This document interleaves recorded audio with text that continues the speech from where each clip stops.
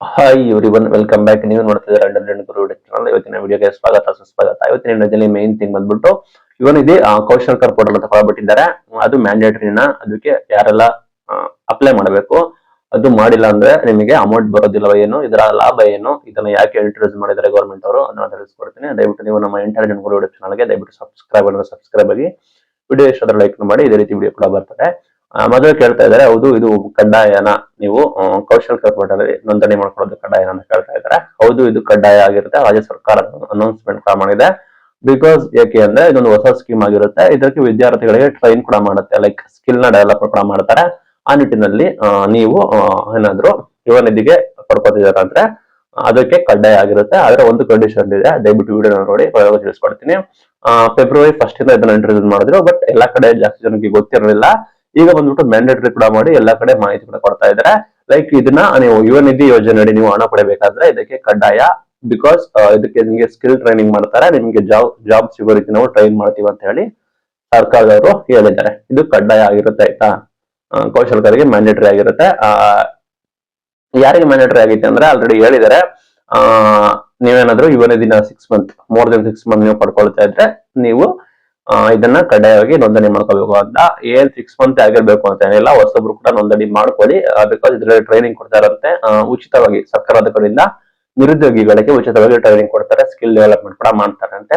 Like ಇಲ್ಲಿ ಅಂದ್ರೆ government ITI colleges, government diploma colleges ಗಳಲ್ಲಿ ಮಾಡ್ತಾರಂತೆ. ನನ್ನ ಫ್ರೆಂಡ್ಸ್ಗೂ ಕೂಡ ಕಾಲ್ ಬಂದಿತ್ತಂತೆ, ಅವರು ಕೆಲವರು ಹೇಳಿದ್ದಾರೆ. ಲೈಕ್ ಈ ರೀತಿ ಇವನಿಗೆ ಕಾಲ್ ಮಾಡಿದ್ರು, ಈ ರೀತಿ ಇವನಿಗೆ ಬರ್ಬೇಕಂದ್ರೆ ಬನ್ನಿ, ಈ ತರ ಟ್ರೈನಿಂಗ್ ಮಾಡ್ತಾ ಇದೀವಿ ಅಂತ. ಅದಕ್ಕೋಸ್ಕರ ನೋಂದಣಿ ಕಡ್ಡಾಯ.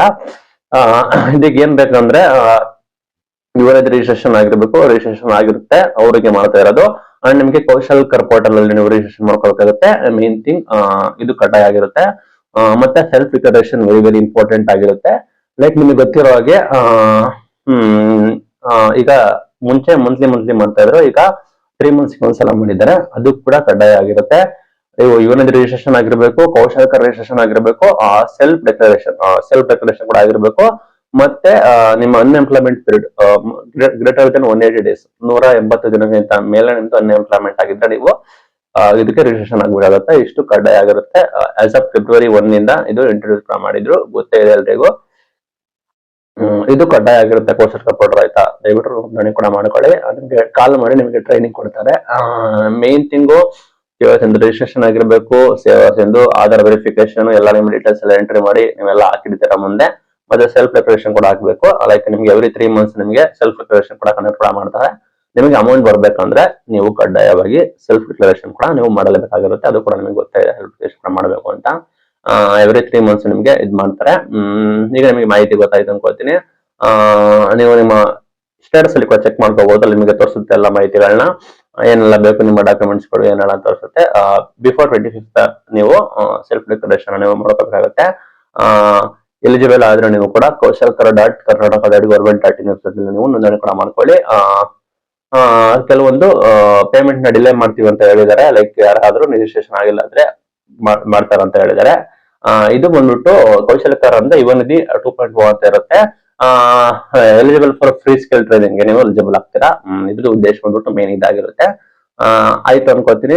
ನೋಂದಣಿ ಕೂಡ ಮಾಡ್ಕೊಳ್ಳಿ. ಎಲ್ಲರಿಗೂ ಆಲ್ ದ ಬೆಸ್ಟ್. ಡೌಟ್ ಇದೆ ಕಮೆಂಟ್ ಮಾಡಿ ತಿಳಿಸಿ, ನಾವು ಬೇಕಾದ್ರೆ ಸಪರೇಟ್ ಆಗಿ ವಿಡಿಯೋ ಮಾಡಿ ನಿಮಗೆ ತಿಳಿಸ್ಕೊಡ್ತೀವಿ. ಇವತ್ತಿನ video. Thank you for watching. Thank you.